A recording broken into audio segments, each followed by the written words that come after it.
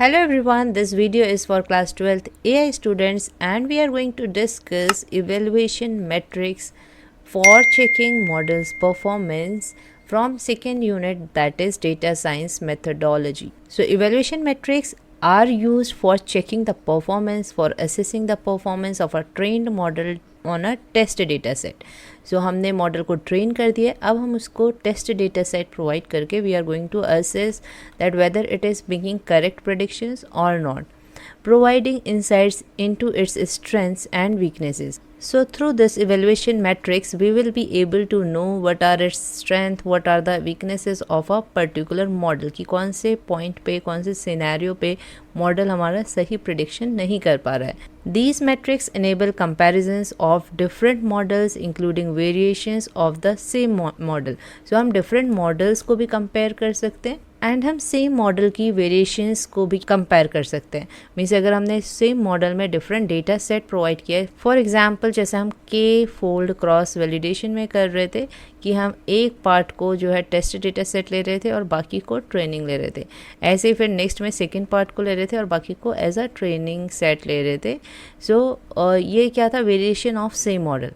Through this we can select best performing one for a specific task.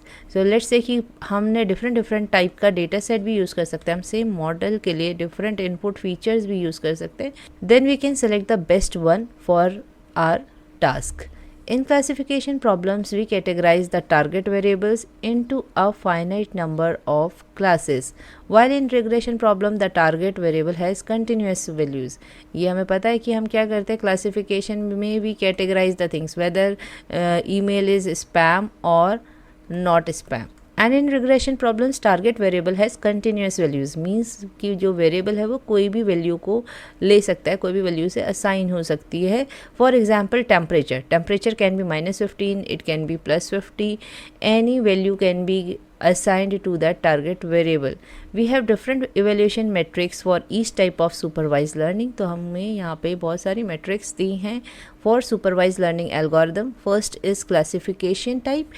तो इसमें हम confusion metrics use करते हैं, accuracy, precision, recall, F score, AUC, ROC, log loss, Gini coefficient. सो यहाँ से आपका MCQ आ सकता है कि which of the following is evaluation metrics for classification और which one is not a evaluation metrics for classification type of problem. In the same way regression में भी आ सकता है, और रिग्रेशन में आपको यहाँ से फुल फॉर्म भी पूछ सकते हैं, what is the full form of MAE. So it is mean absolute error. In the same way MSE mean square error, RMSE root mean square error.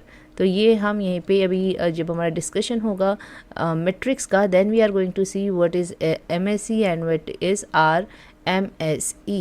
ऐसे यहाँ पे अगेन RMSLE इसका फुल फॉर्म है root mean square error log error, then R square and adjusted R square. So first we are going to discuss what is confusion matrix. It is a evaluation matrix for classification type of problem.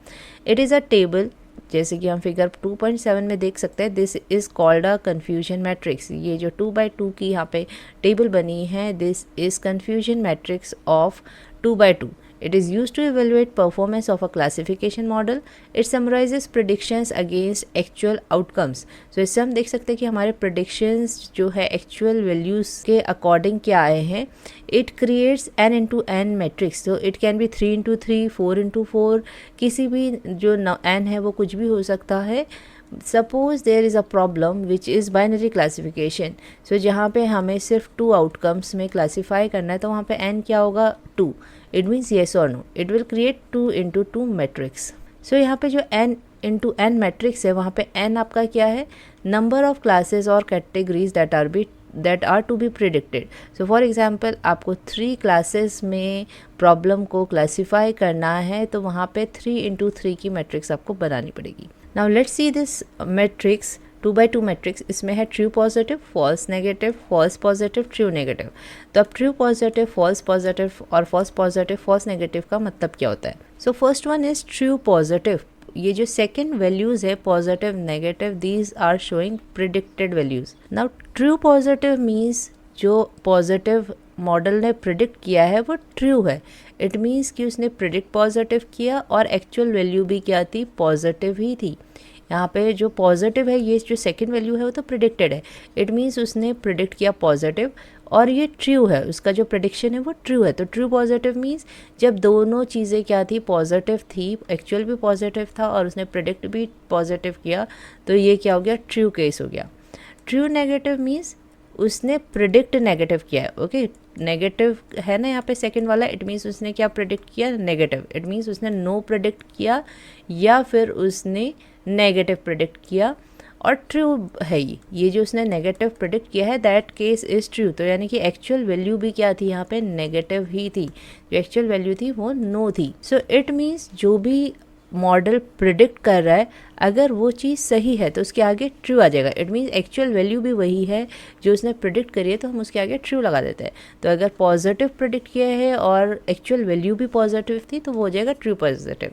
अगर negative किया है prediction और actual भी negative था तो हम उसको लिख सकते हैं ट्रू नेगेटिव। अब फॉल्स पॉजिटिव का मतलब क्या होगा कि उसने प्रिडिक्ट तो पॉजिटिव किया बट ये जो प्रिडिक्शन है ये रॉन्ग है। इट मीन्स जो एक्चुअल में था वो क्या था, नेगेटिव था। तो आप देख सकते हैं where the model predicted yes but it was actually no, यानी कि एक्चुअल वैल्यू जो थी नो थी, इसीलिए हम इसको क्या बोल रहे हैं, ये क्या है, फॉल्स केस हो गया कि हमने प्रिडिक्ट तो पॉजिटिव किया but actual value was negative, so it is false positive. ऐसी फॉल्स नेगेटिव क्या होगा कि हमने प्रिडिक्ट किया नेगेटिव बट ये फॉल्स हो गया, यानी कि हमारा प्रिडिक्शन रॉन्ग है, तो ओब्वियसली एक्चुअल वैल्यू क्या होगी, पॉजिटिव होगी। सो इसको हम क्या बोलते हैं, फॉल्स नेगेटिव। तो यहाँ पे हम चेक कर सकते हैं, it is the case where model predicted no but it was actually yes. I hope आपको इतना समझ में आया होगा कि यहाँ पे ट्रू पॉजिटिव का मतलब क्या है, फॉल्स पॉजिटिव का मतलब क्या है।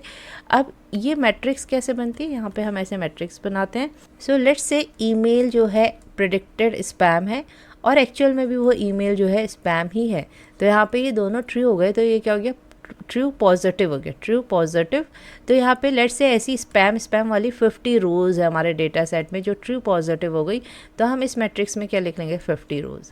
ऐसे ही अगर यहाँ पे स्पैम है और यहाँ पे नॉट स्पैम है, एक्चुअल वैल्यू जो है नॉट स्पैम है, लेट्स से कि this is actual value and this is predicted one, तो यहाँ पे ये क्या हो गया, उसने करी तो पॉजिटिव प्रिडिक्ट बट ये नेगेटिव है। ओके, सो ये क्या हो जाएगा, फॉल्स पॉजिटिव। तो फॉल्स पॉजिटिव वाली वैल्यू हमें यहाँ लिखनी है, then it will be, let's say ऐसे वाली रोज जो है 60 हैं, ठीक है। तो डेटा सेट में जितनी नंबर ऑफ रोज इनको फॉलो करूँगी, फॉल्स नेगेटिव होंगी, ट्रू नेगेटिव होंगी, जितना डेटा सेट ऐसा होगा हम उसकी वैल्यू यहाँ मेंशन कर देते हैं। And through this confusion matrix, ये जो वैल्यूज़ है ना कन्फ्यूजन मैट्रिक्स की, through this we are going to calculate precision, recall, F1 score. Let's see कि कैसे कैलकुलेट करते हैं। यहाँ पे एक एग्जाम्पल दिया हुआ है आपकी बुक में, this one, given a confusion matrix calculate precision, recall, F1 score and accuracy. तो हो सकता है कि ऐसा एग्जाम में भी क्वेश्चन आए, आपका कन्फ्यूजन मैट्रिक्स आपको दी हो।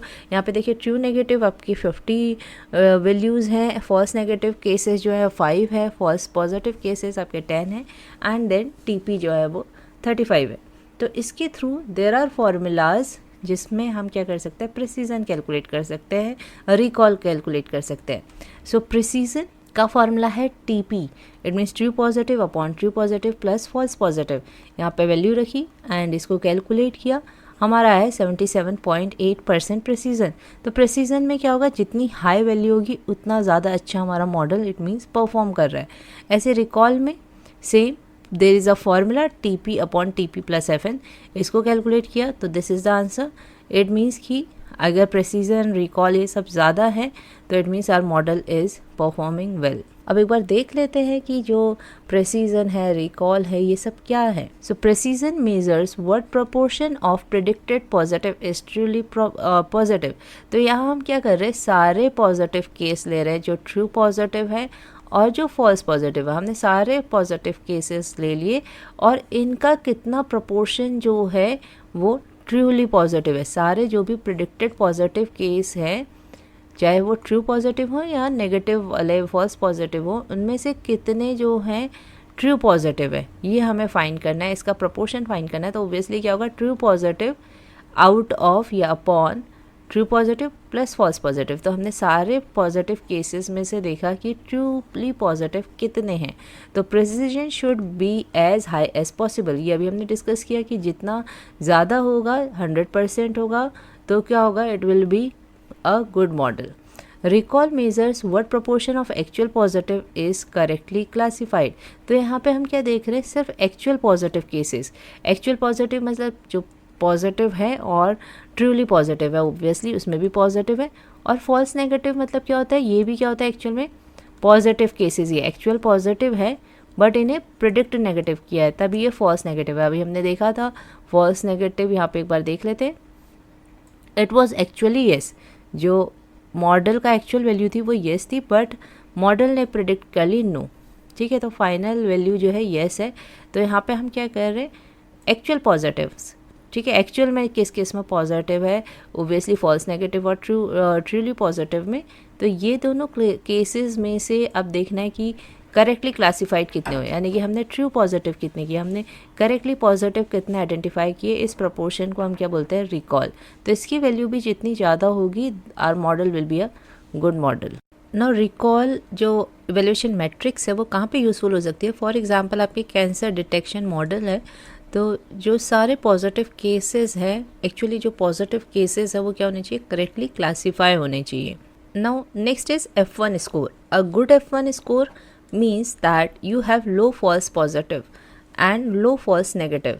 So false positive means यहाँ पे हम wrong prediction कर रहे हैं, जो भी positive cases हमने predict किया है that are wrong। ऐसी low false negative means हमने predict negative किया था but वो क्या है, हमारा wrong prediction है। सो इससे क्या होता है, जो गुड F1 स्कोर मीन्स कि जो हमारे रॉन्ग प्रिडिक्शन है वो क्या होगा, लेस होगा, तभी F1 स्कोर अच्छा है। तो ओबियसली अगर रॉन्ग प्रिडिक्शन लेस है it means model will be good.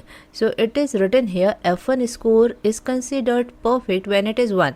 तो अगर किसी का F1 स्कोर, किसी भी AI मॉडल का जो F1 स्कोर है that is having value 1, it means it is not giving any wrong prediction. वो जो मॉडल है वो कोई भी रॉन्ग प्रिडिक्शन नहीं दे रहा है। While the model is total failure when it is 0। तो अगर किसी का F1 स्कोर 0 है it means it is giving all the predictions wrong only. So you are correctly identifying real threats and you are not disturbed by false alarm.